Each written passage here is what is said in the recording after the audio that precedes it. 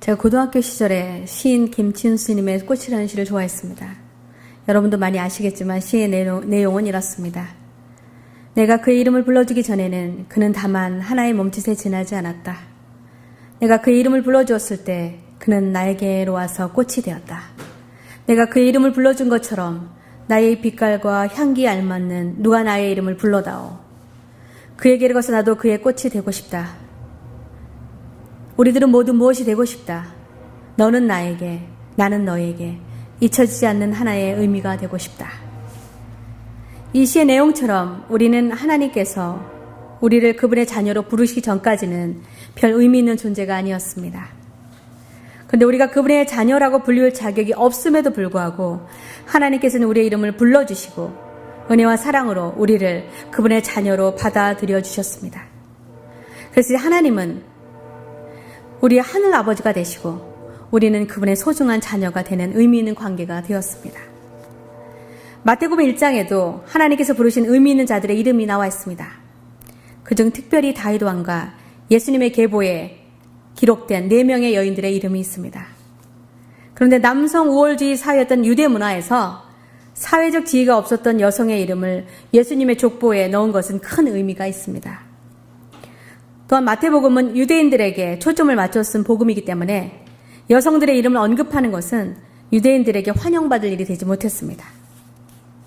게다가 그들 중 3명은 이스라엘 여인도 아니었고 이방 여인들이었습니다. 그런 유대교의 전통이나 관습에도 불구하고 성경은 우리에게 그 여인들의 이름을 알려주고 있습니다. 다말은 유다의 아들을 낳았고 라합은 살몬의 아들 보아스를 낳았고 룻은 보아스의 아들 오벳을 낳았고 마리아는 요셉의 아들 그리스도 예수를 낳았다고 기록되어 있습니다. 예수의 어머니 마리아를 제외하고는 3명이 모두 이방 여인이었습니다. 예수님 계보에 기록된 이방 여인이 1명 더 있습니다. 그러나 그녀의 이름은 나와 있지 않고 우리아의 아내라고만 언급되어 있습니다. 그녀는 솔로몬의 어머니 밧세바였습니다. 밧세바와 4 여인과의 차이점은 이름이 명시된 여인들은 하나님에 대한 신실한 믿음을 가진 자들이었다는 것입니다. 이들 중 오늘 우리는 라합의 신앙과 믿음을 살펴보고 그녀의 이름이 왜 다윗 왕과 예수님의 계보에 들게 되었는지, 그리고 우리는 라합의 이야기를 통해서 또 무엇을 배워야 하는지 초점을 맞추고자 합니다. 이스라엘 백성들을 애굽에서 이끌어낸 모세가 40년을 광야에서 유리하다가 약속의 땅 가나안에 들어가지 못하고 그 땅을 바라보면서 죽게 되자 후계자였던 여호수아는 약속의 땅인 가나안을 정복하기 위해서 강을 건너기 바로 전에 요르단강 동쪽에 있는 시딤에 도착했을 때 2명의 정탐꾼을 보냅니다. 여리고는 당시 정복하기 어려운 강력한 요새로 알려져 있습니다. 더욱 이스라엘 백성들은 군사훈련도 받지 못한 채 살아온 애굽의 노예였고 게다가 광야에서 40년 동안 유랑하면서 집시처럼 떠돌던 그런 자들이었기 때문에 여리고 사람들은 군사적으로 이스라엘 백성들 걱정할 필요가 없었습니다. 그러나 그들은 홍해를 갈라서 그것을 통과하게 하시고 아모리 족의 도왕을 쳐서 이기게 하신 이스라엘의 하나님의 크신 능력에 관해서 이미 들었습니다. 여리고성에 살면서 하나님께서 이스라엘 백성들을 위해서 행하신 일들을 들었던 수많은 사람들 중에 하나님은 기생 라합을 선택하셨습니다. 이 라합은 자신이 들은 이스라엘의 하나님을 두려워하고 또한 그분이 전능하신 하나님임을 믿었습니다. 그래서 그녀는 여호수아 2장 9절에서 11절에 자신의 신앙을 이렇게 고백했습니다. 여호와께서 이 땅을 너희에게 주신 줄을 내가 아노라. 우리가 너희를 심히 두려워하고 이 땅 주민들이 다 너희 앞에서 간담이 녹나니 이는 너희가 애굽에서 나올 때에 여호와께서 너희 앞에서 홍해물을 마르게 하신 일과 너희가 요단 저쪽에 있는 아모리 사람의 2왕 시혼과 옥에게 행한 일 곧 그들을 전멸시킨 일을 우리가 들었음이니라. 우리가 듣자 곧 마음이 녹았고 너희로 말미암아 사람이 정신을 잃었나니 너희 하나님 여호와는 위로는 하늘에서도 아래로는 땅에서도 하나님이시라. 그녀는 이스라엘의 하나님이 참 하나님이라고 믿었기 때문에 하나님을 두려워했습니다. 그래서 그녀가 이스라엘의 2 정탐꾼을 보았을 때 그녀는 그들을 숨겨서 안전하게 강을 건너 자신의 진영으로 돌아가도록 도와주었습니다. 라합이 정탐꾼을 도와준 것은 단순한 호의가 아니었습니다. 그녀가 그들을 도왔다는 것을 다른 사람들이 알게 되면 그녀와 그녀의 가족의 목숨을 잃게 되는 위험한 일이었습니다. 첩자들을 도운 그녀의 행위는 그녀가 자신의 나라와 사람들을 배반했다는 걸 의미하고 그것은 매우 위중한 범죄였습니다. 그럼에도 불구하고 그녀는 하나님의 백성들을 구해주었기 때문에 하나님이 이스라엘 백성과 하나님의 나라를 위해서 그녀가 무엇을 했는지 기억하셨습니다. 여리고 성에는 많은 사람들이 있었고 그들도 이스라엘 백성을 위해서 하나님이 하신 일들 다 들었습니다. 그러나 그들과 라합의 차이점은 그녀는 하나님의 말씀을 듣고 믿을 수 있는 영적인 길을 가졌다는 것입니다. 이것은 미스터리입니다. 우리가 복음을 듣고 하나님이 행하신 놀라운 일을 듣는다 하더라도 그것을 믿을 수 있는 영적인 기가 없으면 우리는 하나님의 말씀을 들어도 믿어지지 않고 또한 그 말씀을 이해할 수도 없습니다. 이것을 예수님은 마가복음 4장 9절, 11절, 12절에 이렇게 설명하셨습니다. 또 이르시되 들을 귀 있는 자는 들으라 하시니라. 이르시되 하나님 나라의 비밀을 너희에게는 주었으나 외인에게는 모든 것을 비유로 하나니 이는 그들로 보기는 보아도 알지 못하며 듣기는 들어도 깨닫지 못하게 하여 돌이켜 죄 사함을 얻지 못하게 하려 함이라. 이처럼 같은 말씀을 들어도 깨닫는 자와 깨닫지 못하는 자가 있음을 알 수 있습니다. 라합은 창녀였고 이방인 여자였지만 하나님의 말씀을 듣고 깨달을 수 있는 영적인 귀가 열려 있었기 때문에 그녀는 하나님이 누구인지 알 수 있었습니다. 구원과 복음은 모든 사람에게 열려 있지만 그 말씀을 진리로 받아들이는 사람만 구원받을 수 있습니다. 그녀는 구원받을 만한 아무런 좋은 자격이 없었고 그래도 하나님의 능력과 위대함을 분별할 수 있는 통찰력을 가지고 있었기 때문에 그녀는 하나님의 백성을 도와준 것입니다. 그리고 이스라엘 백성들이 여리고성을 공격할 때 그녀와 그녀의 가족을 지켜달라고 자신이 도와준 형탐꾼들에게 요구합니다. 그래서 그들은 라합에게 집 바깥 벽에 빨간 끈을 매달아 놓으라고 말합니다. 그녀가 자신의 집 창문을 통해서 밧줄로 정탐꾼들을 땅에 내려놓은 직후에 그녀는 자신들을 구해줄 표시로 창문에 붉은색 끈을 묶어 놓았고 이스라엘 백성들이 여리고를 함락시킬 때 약속한 대로 그녀와 가족들은 구원받을 수 있었습니다. 이것은 애굽왕 바로가 이스라엘 백성들을 애굽에서 내보내지 않았을 때 그때를 우리에게 기억시켜 줍니다. 하나님께서 9번의 기회를 바로에게 주었습니다. 이스라엘 백성들을 이집트에서 내보내지 않게 되자 하나님은 애굽의 장자들을 모두 죽이기로 결정하셨습니다. 그러나 어린 양의 피를 그들의 문 위와 옆에 발라놓은 집들은 그냥 통과하심으로 이스라엘의 장자들은 모두 구원받았던 것을 기억나게 합니다. 그럼 여리고에 있는 많은 사람들 중에 하나님께서 하필 기생이었던 라합을 구원하시기로 선택하신 것은 무슨 이유이겠습니까? 그녀는 당시 사회에서 천대받고 멸시받고 사회적으로 떳떳하지도 못하고 윤리적으로도 부도덕한 여인으로 취급받고 있었습니다. 그러나 하나님께서는 그분의 능력을 크게 나타내시고 영광 받으시는 특별한 방법이 있음을 성경을 통해서 우리는 알 수 있습니다.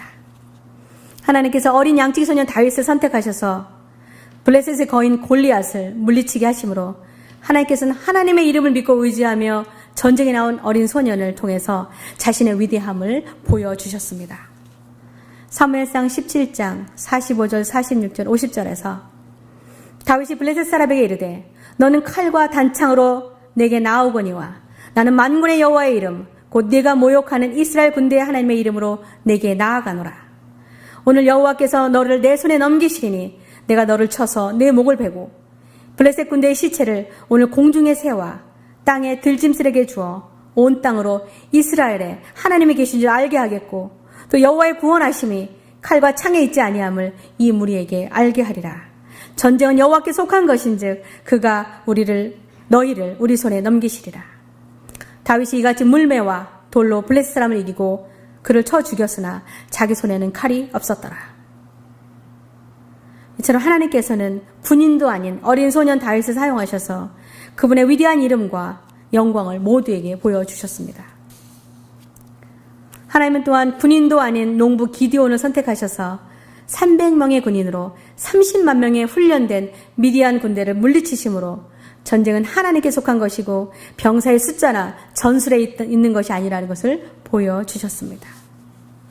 하나님께서 약한 자를 선택하셔서 강한 자를 부끄럽게 하시고 부족하고 가진 것 없으며 또한 어리석은 자를 사용하심으로 그분의 위대한 능력을 보여주십니다. 고린도전서 1장 27절에서 29절에 그러나 하나님께서 세상의 미련한 것들을 택하사 지혜 있는 자들을 부끄럽게 하려 하시고 세상의 약한 것들을 택하사 강한 것들을 부끄럽게 하려 하시며 하나님께서 세상의 천한 것들과 멸시받는 것들과 없는 것들을 택하사 있는 것들을 폐하려 하시나니 이는 아무 육체도 하나님 앞에서 자랑하지 못하게 하려 하심이라. 이 말씀은 하나님 앞에서 아무도 자신의 능력과 가진 것으로 자랑할 수 없고 오직 하나님만의 영광 받으셔야 된다는 것을 보여주고 있습니다.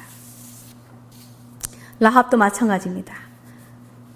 하나님은 그분을 경외하는 그녀를 사랑하셨고 그녀와 가족을 구해 주셨습니다. 그녀는 존귀하게 여겨질 만한 가치가 있는 여인이 아니었지만 그녀는 하나님의 위대하심과 전능하심을 믿고 깨달았기 때문에 하나님께서 여리고성 역시 정복하실 것이라는 것을 믿었습니다. 그리고 그녀가 믿고 따라야 할 분이 하나님이시라는 것을 알았습니다. 라합은 자신과 자신의 가족의 생명과 안위를 걸고 하나님의 사람들의 정탐꾼들을 잘 숨겨줌으로써 하나님에 대한 그녀의 믿음을 보여주었습니다. 그녀가 만약 여리고의 다른 사람들과 마찬가지로 하나님이 행하신 일들을 두려워만 하고 하나님을 실제로 믿고 섬기기로 선택하지 않았다면 그녀는 다른 사람들처럼 진멸되었을 것입니다. 그러나 그녀는 하나님이 행하신 놀라운 일을 듣고 구원받기 위해 믿음으로 하나님을 선택한 것입니다. 그래서 그녀의 비윤리적인 직업, 인종, 성별, 천대받는 사회적 지위 등 모든 단점에도 불구하고 하나님께서 그녀의 이름을 그분의 소중한 책에 기록하도록 하신 것입니다. 우리는 어떻습니까? 하나님께서 우리를 그분의 자녀라고 부르신 것처럼 하나님을 경외하고 하나님의 백성들과 그분의 나라와 영광을 위해서 살고 있습니까? 하나님께서 우리의 이름을 부르시기 전에 우리는 아무것도 아니었습니다. 우리는 단지 죄인이었고 어둠 속에서 살고 있던 자들이었습니다. 이제 우리는 하나님께 의미 있는 존재인 하나님의 자녀가 되었습니다. 우리의 이름이 하나님의 책에 기록되어 있다고 우리가 확신할 수가 있습니까? 우리는 결코 알지 못합니다. 비록 구원을 위한 초대는 우리 모두에게 주어졌다 하더라도 많은 사람들이 이 초대를 진지하게 받아들이지 않습니다. 우리는 성경 이야기를 알고 예수님에 관해서 많은 이야기를 들었지만 우리가 하나님과 그분의 영광을 위해 살기를 결정하지 않으면 우리는 하나님을 두려워만 하지 구원받기 위한 행동하지 않는 사람들과 똑같이 될 것입니다. 그러면 하나님을 아는 것이 중요한 것이 아니라 아는 것을 삶으로 실천해야만 구원받을 수 있음을 라합을 통해서 배워야 합니다. 야고보서 2장 14절에서 17절에 내 형제들아 만일 사람의 믿음이 있노라 하고 행함이 없으면 무슨 유익이 있으리요. 그 믿음이 능히 자기를 구원하겠느냐.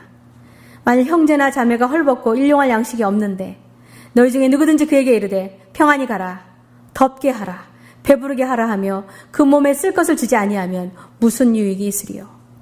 이와 같이 행함이 없는 믿음은 그 자체가 죽은 것이라 라고 예수님의 동생 야고보 사도는 실천하는 믿음을 강조합니다. 우리는 성경을 통해서 하나님을 알기 위해 노력해야 하지만 하나님의 말씀에 따라 행동하며 실천하고 살아야 합니다. 그렇지 않으면 우리는 하나님의 책에서 우리의 이름을 찾지 못할 수도 있습니다.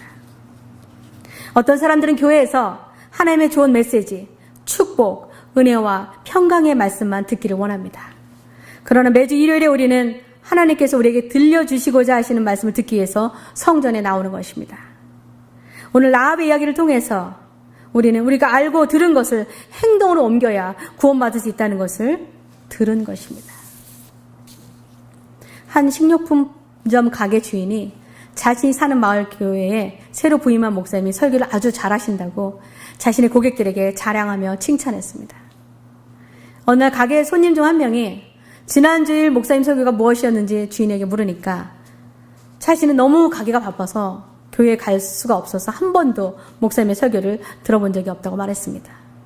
그러니까 그 손님이 그럼 그 목사님이 설교 잘한다는 걸 어떻게 알고 칭찬한 것이냐고 물으니까 가게 주인은 미소를 지으며 그 목사님이 부임한 이후로 그 교회 교인들이 자기 가게 외상값을 잘 갚게 되었다고 그래서 알게 됐다고 말했다고 합니다.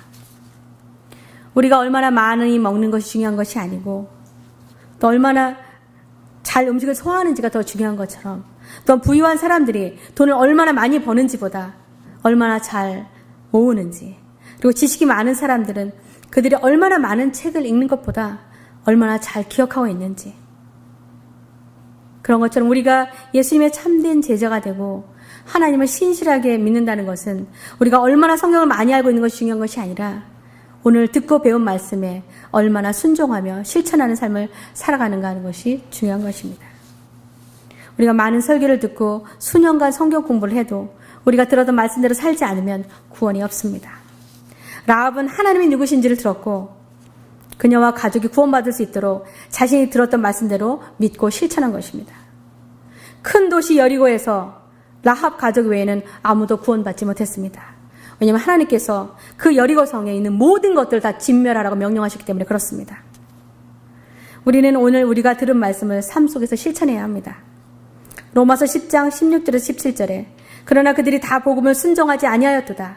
이사야가 이르되 주여 우리가 전한 것을 누가 믿었나이까 하였으니 그러므로 믿음은 들음에서 나며 들음은 그리스도의 말씀으로 말미암았느니라라고 말씀하십니다. 우리의 믿음은 들음에서 나는 것입니다. 그리고 들은 것을 실천에 옮겨야 라합처럼 구원받게 되는 것입니다. 우리는 하나님의 행하신 일을 볼 수 있는 믿음의 눈이 있어야 합니다. 그리고 하나님의 말씀을 듣고 믿고 깨달을 수 있는 믿음의 귀가 있어야 합니다. 그렇지 않으면 우리는 메시아이신 예수님을 눈으로 보고도 그분을 메시아로 알아보지 못한 바리새인들처럼, 그리고 주님의 천국 복음의 말씀을 듣고도 믿지 않고 깨닫지 못했던 수많은 유대인들처럼 보아도 보지 못하고 들어도 깨닫지 못하고 결코 이해할 수 없게 되는 것입니다.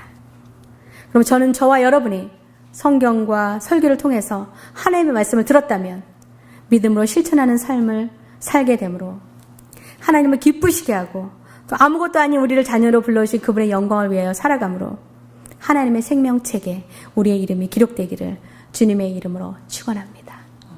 기도하시겠습니다. 고마우신 아버지 하나님 감사합니다. 아무 자격 없는 저희들을 귀하신 하나님의 자녀로 불러주시고 저희들을 의미 있는 존재로 생각해 주시니 감사합니다. 아버지 그 은혜를 기억하며 얼마나 많은 것이 아는 것이 중요한 것이 아니라 오늘 듣고 배운 말씀을 실천하며 살아가는, 그래서 라합처럼 모두가 진멸될 때에 구원받을 수 있는 실천하는 믿음을 갖게 되기를 소원합니다. 아버지 한 귀로 듣고 한 귀로 흘리지 않게 하시며 가슴에 새기고 마음에 품어 아버지 그 말씀 실천함을 인하여서 하나님의 나라와 하나님의 백성들을 위해 살아가는 저희들 삶 되어지게 해주시옵소서. 모든 것을 살아계신 예수 그리스도의 이름으로 감사하며 기도합나이다. 아멘.